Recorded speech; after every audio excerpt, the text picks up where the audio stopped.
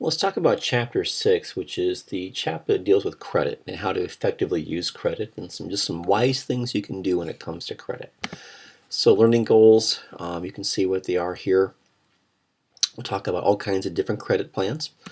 How will this affect you? Basically, it'll help you understand how to get credit and maintain it and basically work within the parameters of having a good credit rating, a good credit score, and so on. I'll let you look at the financial facts and fantasies on your own, as I usually do. So the basic concept of credit is you want to use credit for a lot of reasons. Number one, to avoid having to make large cash payments for capital outlays, like a vehicle, for example. Meet a financial emergency, whatever that might be, if it's medical or something else. Credit can help you get through a tough time potentially if used correctly. Convenience, right? Using a credit card can be very convenient, too convenient actually. And then actually even for investment purposes, you can borrow money to invest. So, improper uses of credit. If you're using credit just to meet your basic living expenses, if you are making impulse buys, purchasing non-durable goods, so just think day-to-day type items, so things that just get used up right away, and only making minimum payments, that's not good. Those are not smart ways to use your credit, so just keep that in mind. So a good rule of thumb is watch your increasing use of credit.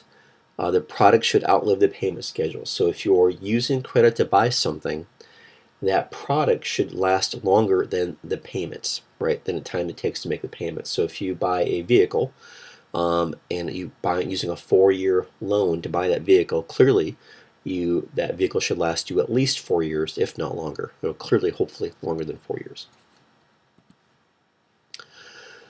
Minimum payments mean maximum years. So what this shows us is if you make a minimum payment on a loan, how long will it take you to pay it back, and how much interest will you pay? And you can see here, the bigger the balance, 5,000 versus 3,000 or 1,000.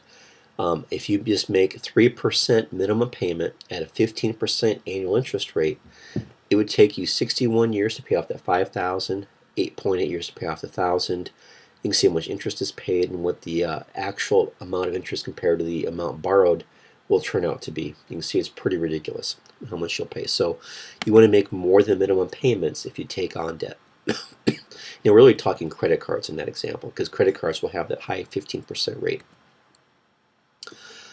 So how to establish credit? Build a good credit history by not getting overextended. Don't take on too much debt.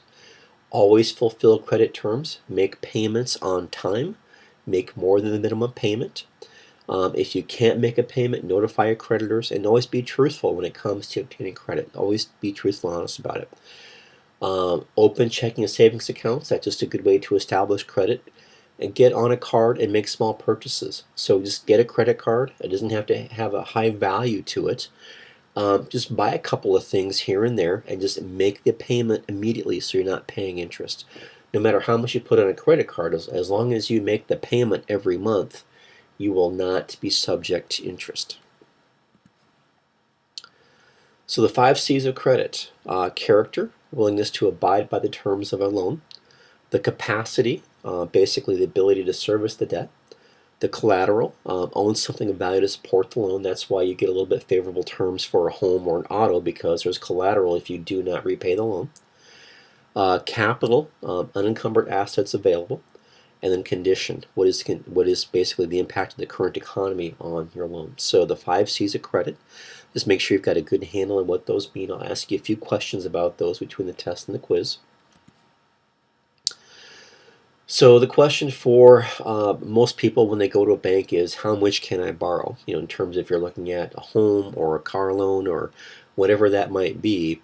And the bank will look at what they call the debt safety ratio. And the debt safety ratio is your monthly consumer credit payments divided by your monthly take-home pay. So that's your take-home pay, not your gross pay, your take-home pay. Monthly consumer credit payments, excluding your mortgage, should not exceed 20% of your monthly net income. Okay, so that's credit cards, a car loan, things like that.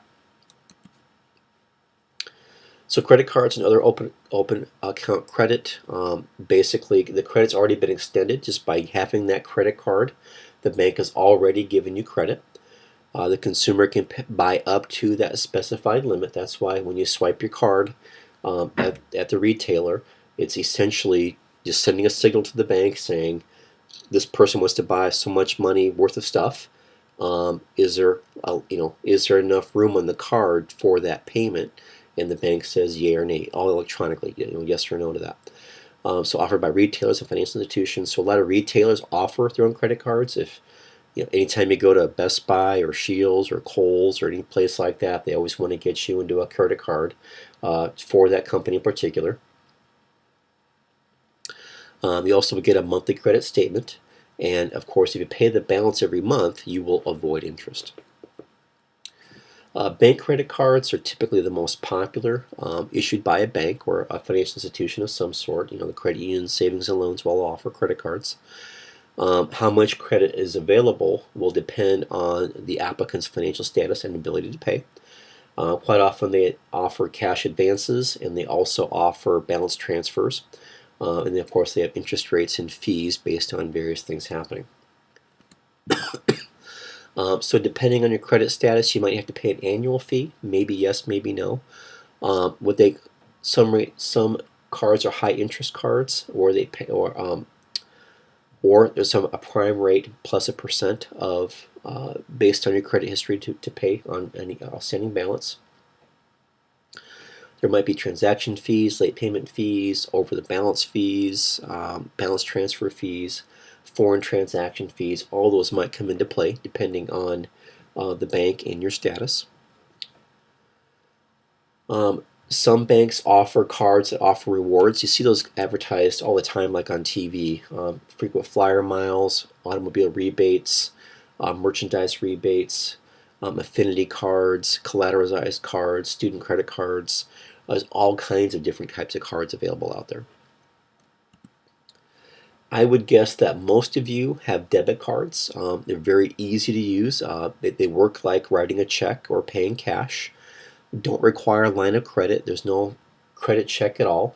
It's just a matter of, do you have the money in your account to pay for the amount that you were putting on your debit card. They have a little bit more liability exposure if it's fraudulently used than a credit card does, so just be aware of that. A lot of people will say for certain types of purchases you probably want to use a credit card versus a debit card. Not necessarily, but generally. Prepaid cards is a debit card with a fixed amount available, does not act as a checking account. So a lot of times people give those as gifts, or you can buy a prepaid card from a bank and just preload it with an amount, and just once you just keep on using that, and it just gets paid down over time. A lot of retailers offer charge cards. It's the second largest category behind bank cards. Department stores, oil companies. You're building loyalty. You have preset credit limits. Typically, if you use those cards, they're going to give you some special offers or coupons, things like that. There's also what they call revolving credit lines, an open account offered by a bank or a financial institution of some sort. They typically offer higher credit lines and lower interest rates than credit cards. Access money by writing a check. So it's basically just a line of credit that you can access, and you access that by having checks from that line of credit. And as you write those checks, you are essentially now tapping into that line of credit. Some of those involve overdraft protection. Some banks will give you a line of credit so that if you go overdrawn on your bank account, they will automatically just put money into your checking account to protect you from that. You can get unsecured personal credit line. That just basically, it's kind of like a credit card, but to access it, you write a check, or you call the bank and they transfer the money into your account if that's what you would like. You can get what they call home equity loans. Basically, you're tapping into your home equity. Basically, what the difference is between what your home is worth and your home mortgage. The nice thing about a home equity line is the rates are generally cheaper because your home is the collateral, and they're deductible. You can deduct up to $100,000 worth of principal interest paid on the $100,000 worth of principal on a home equity line. Obtaining and managing credit. You can see there's lots that go into obtaining credit. So these are really important steps here. I just want to emphasize to the importance of having good credit. It's very important.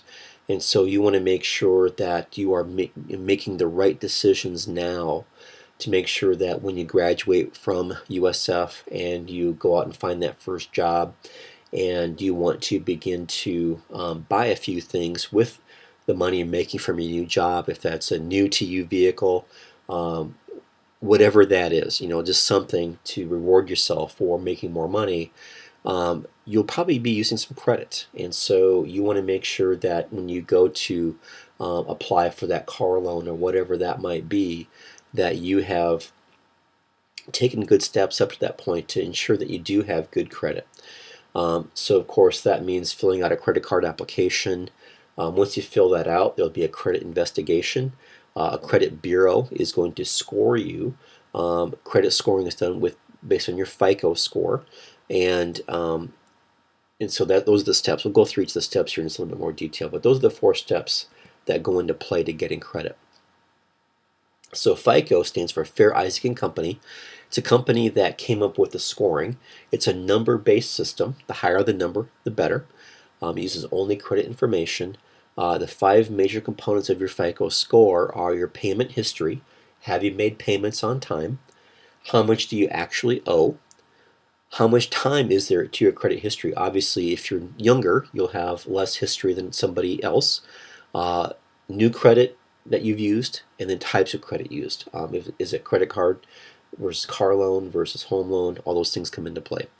So the range of scores are 300 to 850. The median score in 2015 was 713. If you have a FICO score of 760 to 850, your mortgage rate will be a little bit lower than somebody who has a median score of 620 to 639. So the higher the score typically means the lower interest rates you'll get from a bank, if it's a mortgage or a car loan or even a credit card potentially too. The lower the score means you'll pay more interest. It's just basically the way the banks do loans to protect themselves. There's a lot of regulations surrounding loans, credit cards, all things banking. The government's trying to protect the little guy from banks and financial institutions taking advantage of them. So truth in lending is one of those laws where banks are required to disclose certain amounts of information to somebody borrowing money. What the APR is, the annual percentage rate that they'll pay on their loan. The true rate of interest over the life of the loan is what that is, which includes all fees and costs. So not just interest, but fees and other costs that go into obtaining the loan. They also talk about what method is used to compute the finance charges. So computing finance charges are based on a few things here. Your ADB, your average daily balance, is basically taking whatever interest rate is multiplied by your average daily balance. You can also do what they call the ADB minus new purchases, which is going to be more consumer friendly, or an ADB including new purchases, which is most frequently used. There's no grace period on new purchases if balance is carried forward. So all credit cards, if you make a full payment every month, there will not be interest. So this only pertains if you're carrying a balance from one month to the next, how that's computed. This just shows you then how some different interest calculations are done based on what your average daily balance is. You can just see that in this example we had a balance of 1,582 for 5 days. We had a balance of 2,332 for 7 days, a balance of 2,732 for 15 days, and so on. And so 31 days in the month, the balance total was 75,042. We divide that then by 31. We get 2,420 as the average daily balance. Multiply that by a 15% rate, and we get what our interest charge is for the month. So managing your credit score is very important to make sure that you are taking care of your credit, and clearly we've established here that the higher your credit score is, the lower interest rates that you'll get when you go out and obtain loans. So that's important.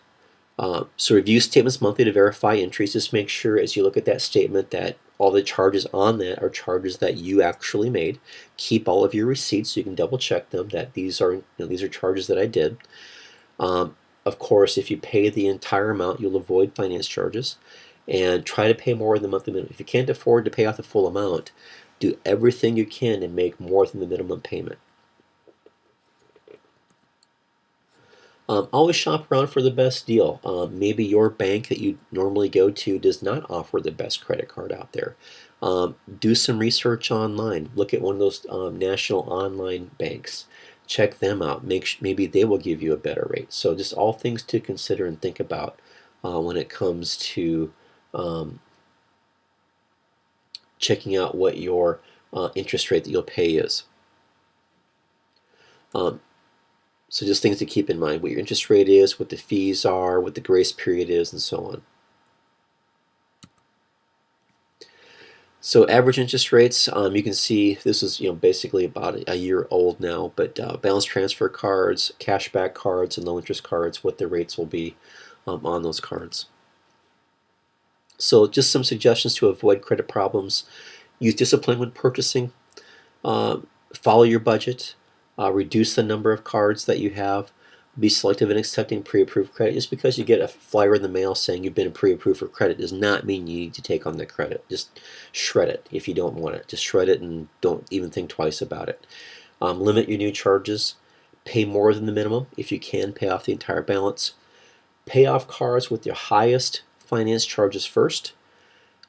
Transfer balances to cards with a lower rate if you can. Okay, just some ways to help avoid credit problems, reduce the amount of payments you have to make, and save some money on interest. Credit card fraud, of course, be very leery of giving out your information to anybody who calls you. Use secure internet sites. If you see HTTPS at the beginning of a credit card, at the beginning of a website, the S stands for secure. Typically, that will be a more secure website. Never put your credit card information on your checks. Destroy old cards, shred old statements. Report a stolen or lost card immediately.